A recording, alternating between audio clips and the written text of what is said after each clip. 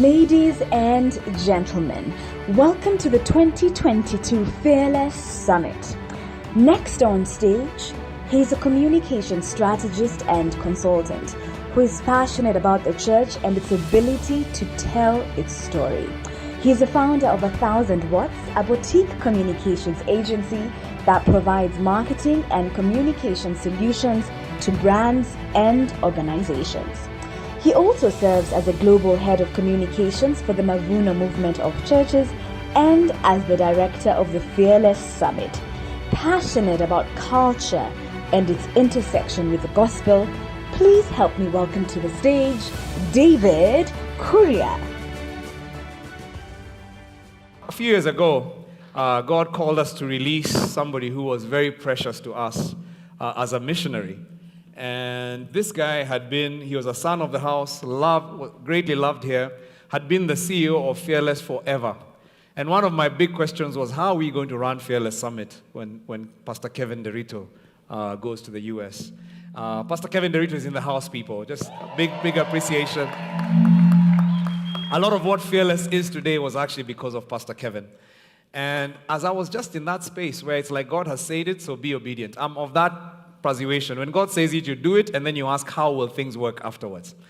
And as I was just in that place of prayer, this man came up to me and he said, I really sense you need someone to run Fearless, and I want to be that person. And so everything you're seeing around here has been put together by a team led by this man who has given his time to make it happen. Give a big Fearless welcome to Pastor Kuria. Woo! Bless God for you, Pastor Kuria. We thank God for you. My goodness, every leader needs several of these, and you change the world.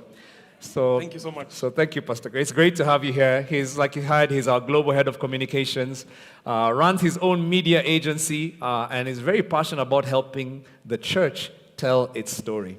And so, Pastor Kuria, we're going to be just sharing a little bit about some of the stories, some of the lessons you've learned. And we're learning from movements. Here we want to learn from movements. We don't just want to be isolated. We want to actually open our eyes to learn from all movements, whether they're Christian movements or not. And today we want to have a conversation about the LGBT community, which is probably one of the movements you don't talk about in your church a lot. They're not ready. You're not ready. We had prayer at 6 in the morning. If you didn't come for prayer, then you're not ready. But we want to learn because that's one of the most effective movements of our time. Actually, probably of all, you want to say maybe of all time. And you haven't had the opportunity of actually studying this movement, spend time just, because of media being your passion, you've spent time learning just things about how they do things. And so first of all, maybe tell us about what is it that fascinates you about like the effectiveness of this community. Sure. Good morning, Fearless. First up, let me just welcome you. It's great to have all of you here. Karibu sana.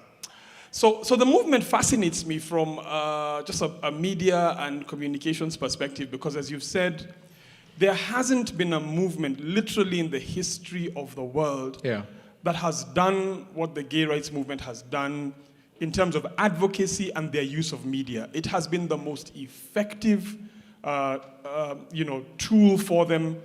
And what do you mean by effective? Like when you say the most effective? In 1969, there's a gentleman called Cedric Clark who came up with a fascinating theory on representation of minorities in the media.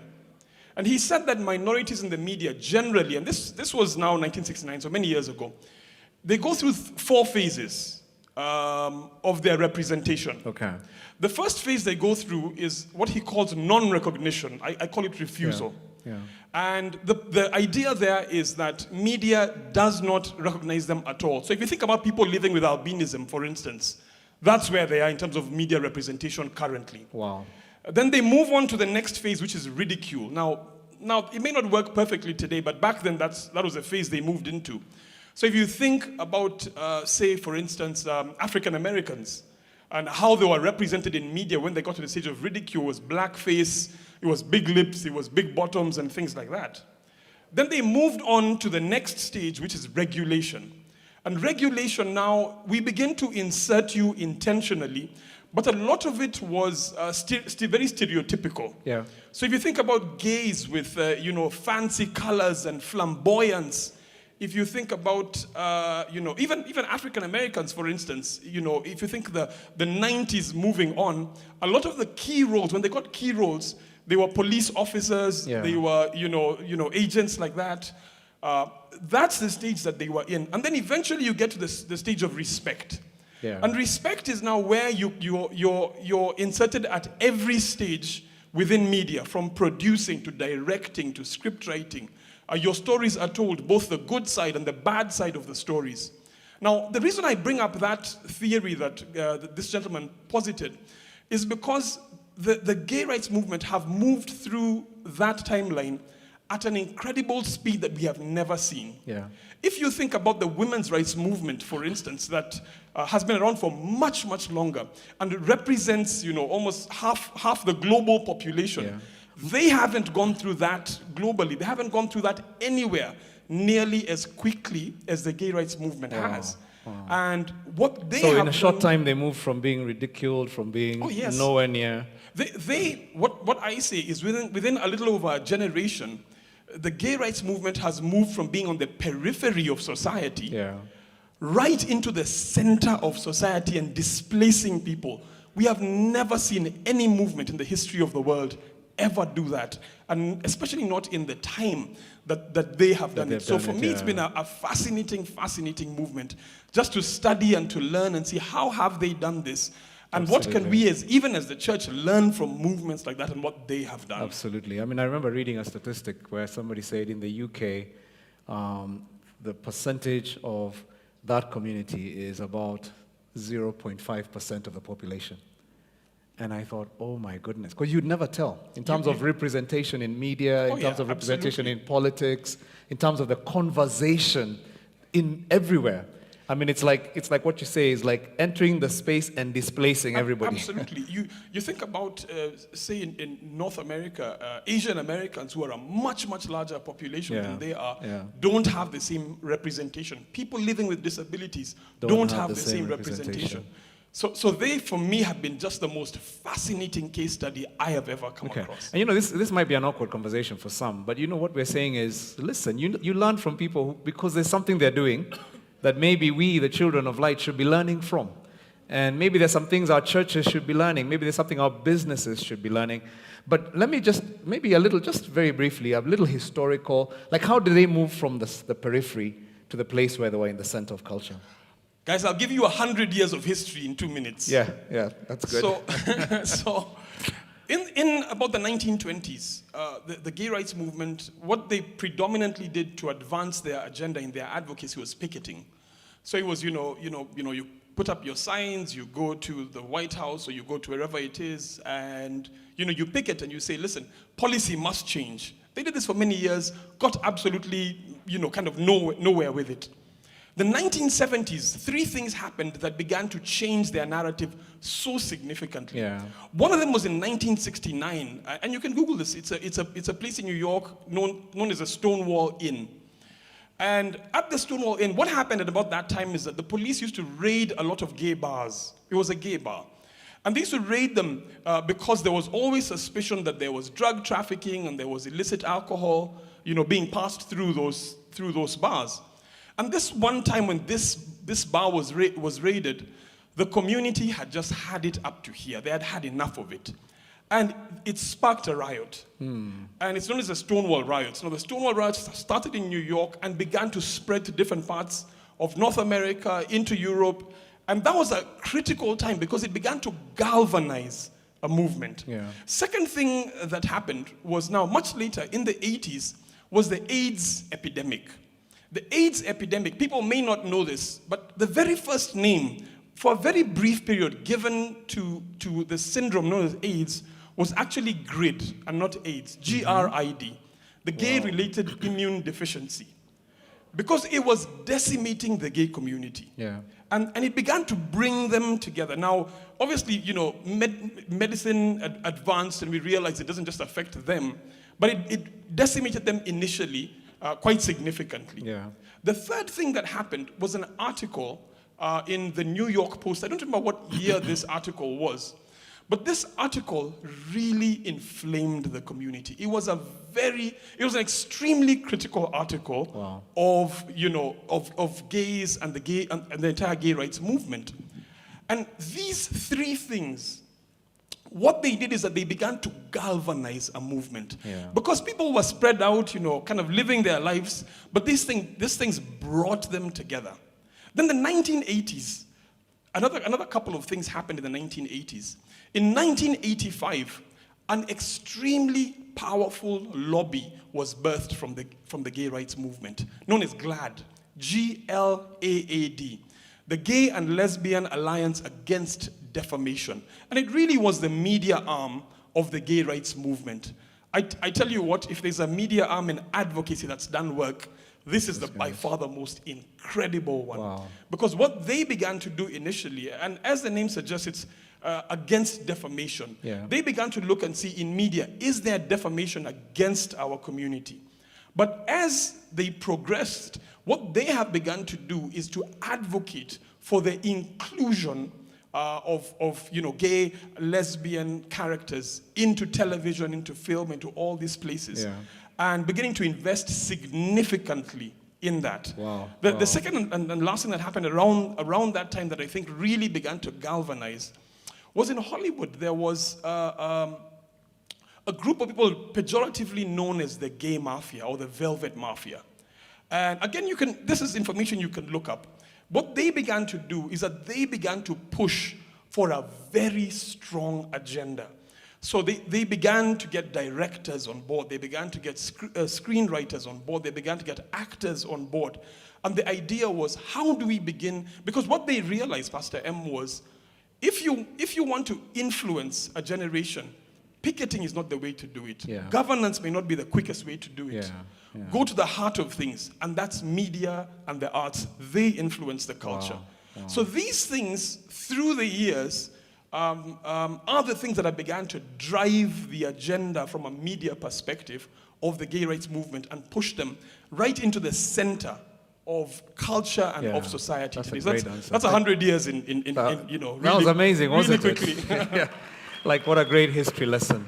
So what I hear you say is there was a crisis, several crises actually, but the crisis galvanized a response. And somebody said, enough is enough. And they came together and started working together because of a crisis that was against them as a people. And as a result, they put lobbies together and started working united. Now, it's very interesting because right now, globally, the church is actually besieged. I don't know about your country, but in this country, the articles in the media they're slanted against the church. In the West, the church is under persecution. I'm always shocked when I go to the West because I'm like, these people, they're praying for persecuted churches. Because when I walk into Europe, even the Americas, I'm always like, the church here is persecuted. There might not be people putting you in jail, but your story is being told by other people. And it's a terrible story. And it's a crisis. And the question is, how do we respond to the crisis? Do we respond by just taking it? But somebody else is showing us that they responded by saying, enough is enough. Somebody needs to do something. And they began to do something. Now, you talked about the fact that they use media. And you're a media practitioner. What are the areas, or maybe just briefly about media and their use of media? So I've seen from studying and observing, I've seen 5 key areas, that they've been involved in: music, film, television, advertising, and social media.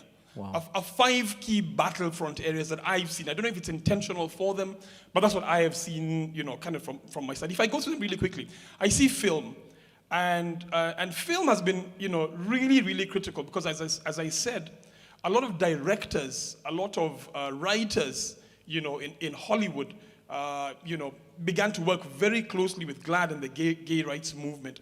There are certain critical films through the years that have really helped to advance the agenda. There's one called Philadelphia. Anyone watched that? It was a big movie. Yeah. Tom Hanks and Denzel Washington. Yep. It must have been in the 90s. It's a pretty old movie. There's Milk. Anyone seen Milk? Milk was a real life story, award-winning. And many of these are interesting because they are award-winning blockbusters. You know, Milk, for instance, was an Oscar-winning movie of the year. Yeah. Brokeback Mountain, which I know a lot of people, you know, have heard about. And some of those were some of the critical ones, you know, kind of starting off. More recently, I went to, I don't know if anybody here is like a Marvel fan or anything like that. I'm a huge Marvel fan, so I love, and Marvel is interesting because through the years, it's really been touted as good family viewing. Yeah. You know, even when I mean, we watch it with my kids. We watch movies Absolutely. with my kids, yeah. So I went to watch, one of the most recent movies of theirs is one called Doctor Strange. Anyone? And I went with a friend of mine to watch Doctor Strange recently. And, you know, it was the first time in the Marvel Cinematic Universe that there were LGBT characters. Oh, wow. It had never been there before. And I don't watch Doctor Strange because I'm a real African. Huh? Us guys, we know witchcraft when we see it. Like that is just sheer witchcraft. It's true. Nothing else. That was mainstreaming of witchcraft. It was incredible for me. Yeah. But that was just an interesting one for me. I just thought, oh wow. But now Marvel is part of this. This is getting into this. Television, you know, television is interesting because we've moved from what's called broadcast television to cable to streaming. Streaming, yeah. So broadcast is, if you're in Kenya, it's like KBC, free to air. Yeah. And your cable is say like DSTV. And now we've moved to streaming and on demand, which is your Netflix and Hulu and, you know, which is what Apple everybody television watches, yeah. And things like, which is what everyone is watching now. What's interesting about streaming, unlike, say, broadcast television, is that because broadcast relies on advertisers are keen about what is shown on the platform and what they're attaching their brand to. Yeah. Streaming, on the other hand, doesn't rely on advertisers, it relies on subscribers. Yep. And as a result, the barriers are much, much lower. Yeah. And there's much more that you can do with streaming that you could not do with cable television or especially with you know, broadcast television. So that's been a really interesting one. Netflix, for instance, I'll tell you, in 2019 spent $8 billion on content. Okay, no one is wowing. Let me just tell you. That's a lot of money. That's like 10% of Kenya's GDP. Yeah. That's Netflix spend on content. And I think more than anyone else, Netflix have really pushed what they call the inclusion agenda. Yeah. To make sure that as much you'll be watching a Netflix, you know, show or thing, and in the middle of a scene that has nothing to do with nothing, you know what I mean. So they have pushed, and it's interesting with their writers. They say that there's 4% of the writers, four writers who are contributing 80% of the LGBT content. Wow. On Netflix. Shonda Rhimes obviously being one of them. Biggest, yeah. Who I know many people, you know, here know. But I mean, the crazy thing about Netflix is now they're going across the world, including here. Oh yeah. And they're paying people to write. And the agenda is exactly the same. Absolutely. So we're soon going to have a lot of stuff coming out from here. Absolutely. That has the inclusion agenda. Years ago, I used to follow a series, you may know this television series, Designated Survivor. Yeah. So I used to watch the series, and I quite enjoyed it. Then it was discontinued. It was on cable television. Yeah. Was discontinued a couple of years ago. It came back on, and I thought, oh, this is interesting. Let me watch this. And all of a sudden, it had incredible LGBT themes that I had never seen before, and I wondered. I asked myself, what happened? I realized that it's Netflix that picked it up, and the ethos of the show began to change, and that just kind of shows you the frontier with television. So that's Let me just mention a couple of quick ones. Yeah. Kids programming is the other big battlefront. Now, on YouTube, for instance, just to illustrate the point, of the 10 most watched videos in YouTube history, 6 of them are for kids. So obviously, Baby Shark is the biggest one with 10 billion. If I start singing that, it will not leave your head for the next 24 hours. So let me just leave it. Please do not sing it. Stop! In Jesus' name, don't sing it. But it just shows you, how powerful it is for kids. You think about Batman, for instance, that is a comic book that we've seen for years and years that was being rebooted as a gay character, as Batman is a gay character. there was significant backlash to that, and what they did eventually on Cartoon Network is Batwoman, who's a lesbian character now. Wow. You've got Steven Universe on Cartoon Network, you've got The Loud House on Nickelodeon, you've got DuckTales and The Owl House on Disney, you've got She-Ra. Anyone grew up watching She-Ra and He-Man and things like that? So She-Ra, who's been rebooted now as a lesbian character. And just, the point of it is to say that television has become this incredible battlefront. And they have used it incredibly well. Used it well. And advertising is the other one. I'll just mention quickly. If you look up a thing called the Visibility Project, right now GLAD and Procter & Gamble are entering a multi-million-dollar deal for advertising. And Procter & Gamble make pretty much everything. They make a ton of products. And the idea is, to begin, how do we begin to insert gay and lesbian characters into our advertising as well? So these are some of the big battlefronts, and they're waging an incredible war. Now, again, like I said, it's very easy to look at this and say, oh God, why this? But look, somebody's doing it well. So learn. Don't hate, learn. And begin to understand, what should the children of the light be doing? What can we do? Are we helpless? Or is God calling us to start the movement where he himself says the gates of hell will not prevail against the church? Yeah, absolutely. So let's talk about the church then, and what our response should be as God's people. It's funny. The gentleman who's coming on next, I don't even think he knows this, Dr. Wahomengare, taught me something. And he said, I heard him say this once, and he says, he doesn't say the church, he says the Christian community. Come on. And I'll tell you why it's important. Because when people say the church, it's a great escape hatch. The church is Pastor M. Those people. The church is those people. The church is the leadership and those people out there. Yeah. And he taught me to say, what should the Christian community do? Because the Christian community now becomes me. And I'll just say this. You hear it so often, the church should. Do you hear that phrase? Yeah. The church should be more involved in politics. Common. The church is not doing enough to save the environment. And usually it's people talking to me. Yeah, absolutely. The church is not doing all these things. Yeah. And I'll tell you, if you're waiting for the church in our thinking, the pastors to do it, it'll never get done. Yeah. It's a break in our discipleship and in our thinking of who the church is and who we are as the church. Selah. So we say that what should the Christian... Selah, like just take a moment right there. That's really powerful, isn't it? Who is the church? Yeah, this is it. This is it. Yeah. Your pastor knows nothing. Your pastor knows how to preach. They don't know how to make films. Your pastor at best has studied theology. He studied missions. He studied ecclesiology. And you're asking your pastor to be the one to save the environment. Yet God has given you the heart for health and environment. What's up with that? Yeah. So I love it. What should the Christian community's response be to this? Yeah, that's a good word. A really good word. Yeah. So I'll tell you a story. I went to, a couple of years ago, I went to the office of a gentleman who was running a couple of different media agencies. He's a Christian guy, I know him.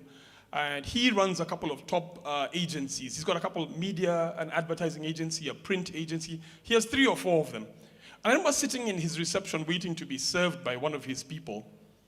And I looked on the board. They had a big board that had all their clients, their client list on it. I'll never forget the experience I had. And the company is owned by a Christian. The company is owned by a Christian, and it serves a ton of clientele. Yeah. On the clientele list, all their logos were on a board. And I tell you, I'll never forget getting such a holy rage when I looked at this board. On the board, I saw Safaricom. I saw Coca-Cola. I saw Equity Bank. I saw Qual. I saw all these large agencies. I thought to myself, where is your church? Because this person goes to a prominent church. Yes, the person goes to a very prominent church. If I said it to you, you'd know what church it is. I know the church and the challenges they have with media and communications and PR and all of that. They have had scandals and I thought to I got so upset and I wondered, why am I so upset? And I thought, the best of this person's skill, the thing that God has given and endowed this person with, is serving, and they're great companies, and they do great things, don't get me wrong, but they have no eternal value. Wow. They have no eternal value. And I'm not trying to knock on anyone who's in the corporate sector, not at all. But what I am saying and you told me this person in their church served in the kids' ministry. Kids ministry.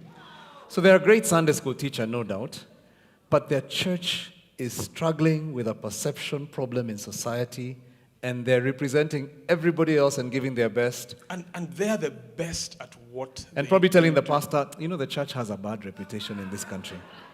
And for me, I began to understand that this has been, I guess the theology I've developed as I've studied this is to say, listen, the best of my skill set must serve my local church. The best of my skill set. And I'll say this is what I have come to believe. That the best of the skill set you have, if it is not serving the local church, there is something wrong with our discipleship. If the best of the gift that God has given you is serving the world, and the kingdom is not feeling the value of it, your local church is not feeling the value of the best of the skill set that you have, something is terribly, terribly wrong. I began to understand what it means when Scripture says to us, love the Lord your God with all your strength. Do you know what that means? My strength, Pastor M, my strength is my resources. That's my strength because it comes out of the work of my hands. Wow. But my strength for me is that I'm a communication person. Yeah. That's my strength. That's the thing God has endowed me with. And if I don't love the Lord my God with all my strength, and I find part of, I think, the broken narrative I come across in our discipleship is that I'll come to church and I'll say, listen, I've tithed. I've given 10%. I've given Pastor M 10% of my wealth. And the Lord says, bless you for that. May you be blessed greatly for that. But I think when and people ask, what does the New Testament talk about tithing? And I don't want to get into that too deeply. But I've come to realize the New Testament raises the bar so incredibly high that we don't even need to talk about tithing. Because it says with all your strength, with everything that you have, love the Lord your God. Wow. And for me, then, how do we respond as a Christian community? The first thing I say is that for the people who are in the sector of media and arts, we must not live our lives with this dichotomy that Christians live with, where I have my faith and I have my profession or my practice. Wow. Is that they must be completely married. Yeah. And that if I am in the field as a singer, as an actor, as a songwriter, as a creative in any area, then I must be asking myself, how do I come at my sector with a strong kingdom agenda? Yeah. This is what I see with the gay rights movement. It's what I see with the Islamic movement, with the Hindus. And somehow in Christianity, there's a break in our discipleship. Wow. And so for me, the thing is, one, for us who are in that sector, if you're here, I challenge you. How are you using your gifting for the benefit of the kingdom? You're a great actor. Bless the Lord for you. But what's the agenda that you come with to the sector? I love it. The second thing that before you go to the second one, I really think that's a powerful thing, huh? Because every one of us is in a sector. The reason we have the labs we have in the afternoon is for that very reason. That those of you who are in politics are asking, how do we, as the Church of Jesus, respond to the politics of our nation and help our brothers and sisters do the same? Because again, people say the church should be talking about politics. God gave you that passion for a reason, isn't it? And so even in the sectors, when I went into the lab, some of the labs didn't have, I wondered, are there no politically inclined people in Mavuno, in Worship Harvest, media? I mean, we need to see you there representing, because this is where you begin to ask, how do we do this? Because somebody might not be in media and they're thinking they're a bit disconnected from this. But one of the companies that is here is called Savo. And Savo they're one of our advertisers. And they build, Leonard, who is, Mcharo, who's one of our members here, he builds huge apartment complexes with 600 units, 500 units, and they put them all over the city. And having a conviction that came out of something like this where he made a commitment and said, every single building I'm going to put up going forward is going to have a Mavuno church in it. And right now there are 2 of his buildings that actually are housing a church rent-free. And he has said, that's what I do for a living. I build buildings. So why should the Church of Jesus be looking for buildings and I'm here? Are you understanding what I'm saying? So some of you, your pastor is struggling to think strategically because that's not his training, but you're a strategic thinker. Some of you, it's security. He doesn't even know what to do, but you're a security consultant. Whatever it is that you're given, it cannot be used primarily to bless the world, and the church is struggling. How do you begin to become involved in the work of God? You are the church. Amen, somebody. Thank you, Pastor Kuria. And I'm glad you brought that up because I went to the lab that was down there for business and commerce. I was fascinated. It was huge. It was large. And I thought to myself, oh man, I hope that as we serve in areas of business and wealth creation, that the church benefits significantly from that. That the end of your hustle cannot be self. It cannot just be money. I can't just be in it to amass money and I understand it, especially in our context in Africa where we are running away from poverty constantly. And the temptation is to surround yourself with as much wealth as possible. And I'm like, may the Lord deliver us from that mentality. Amen. May He deliver us so that we're engaging. The first thing is begin to figure out how to use those gifts to help communicate. Absolutely. Bring those media skills into the church because the church has to start to tell a different story. Absolutely. Second thing that I will say, and I'll tell a bit of a story. One of the biggest tragedies when I think about Christianity and Hollywood is that in the middle of the past century, you won't believe this, but some of the biggest blockbuster movies that came out of Hollywood were Christian movies. You may not know this. Ben-Hur.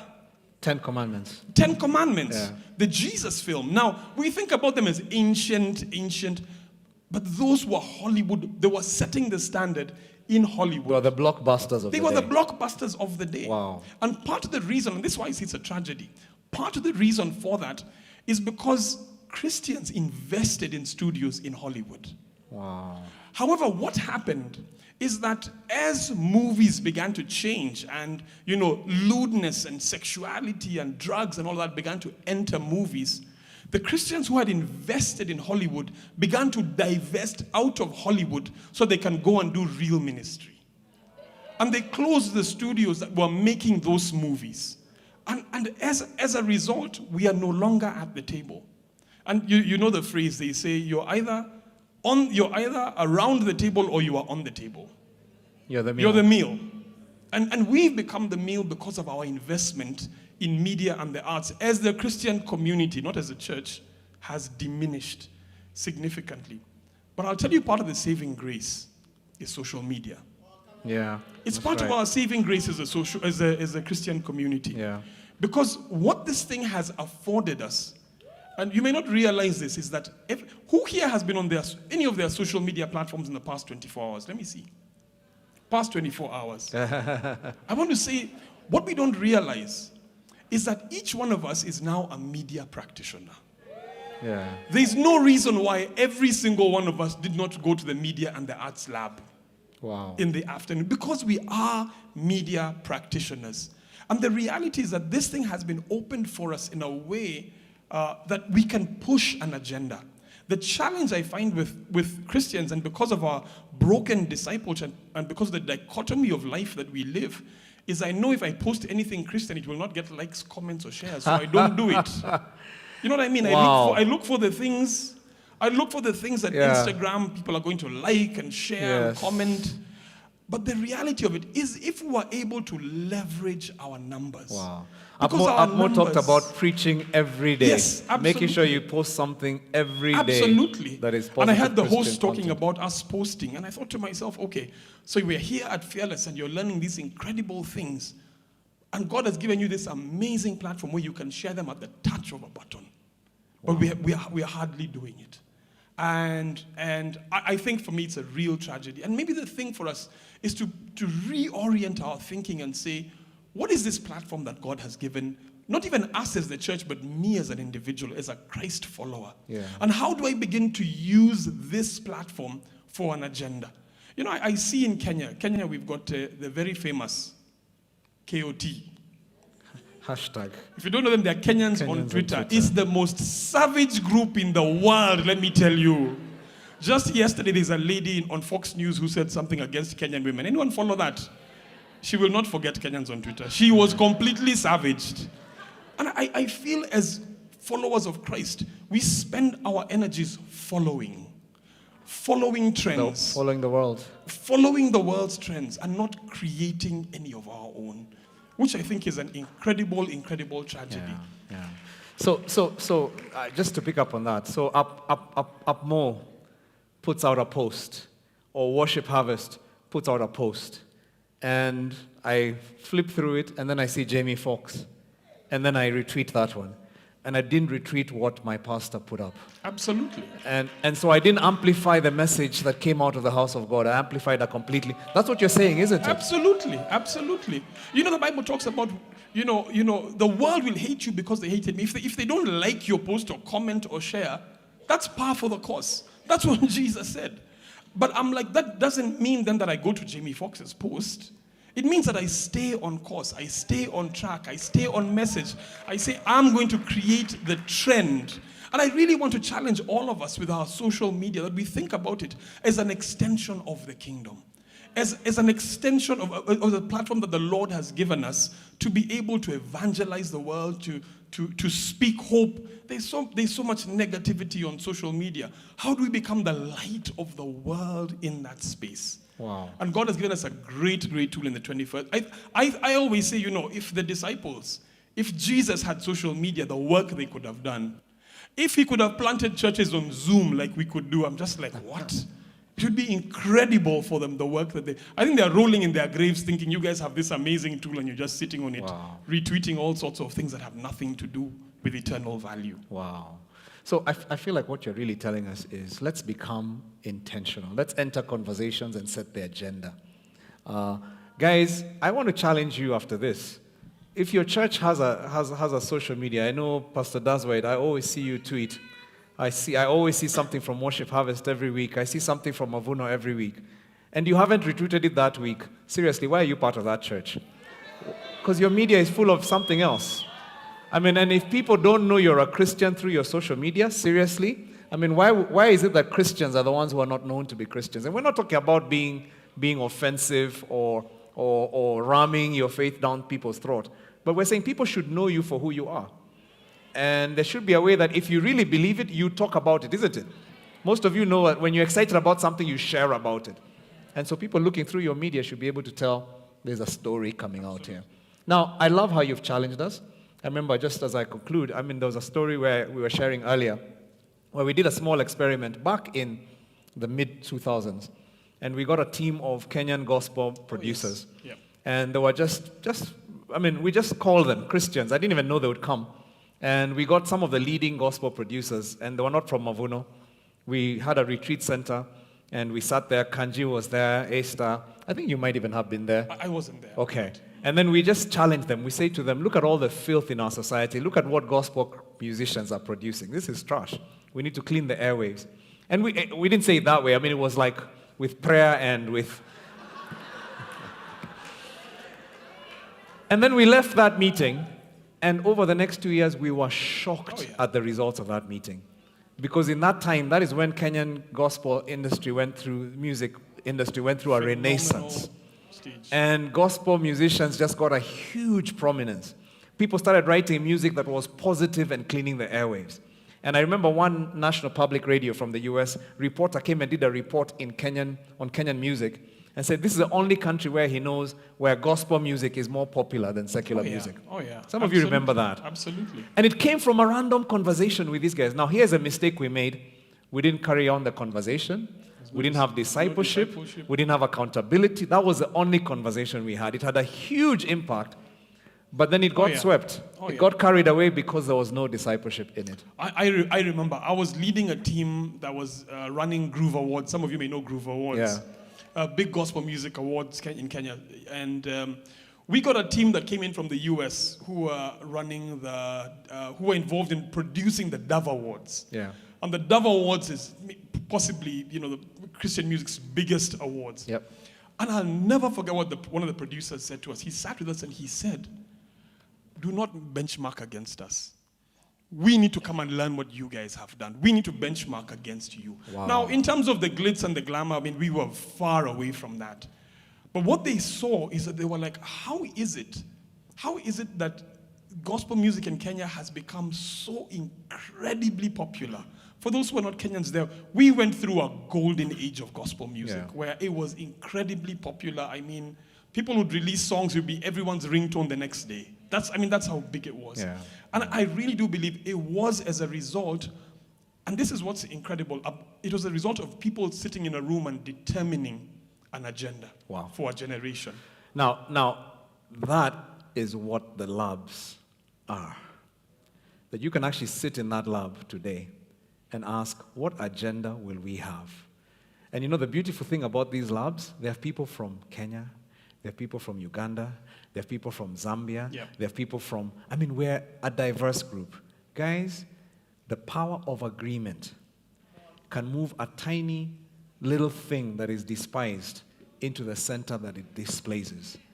And right now, I really believe is a time for God's people to understand we are the movement that Jesus instituted.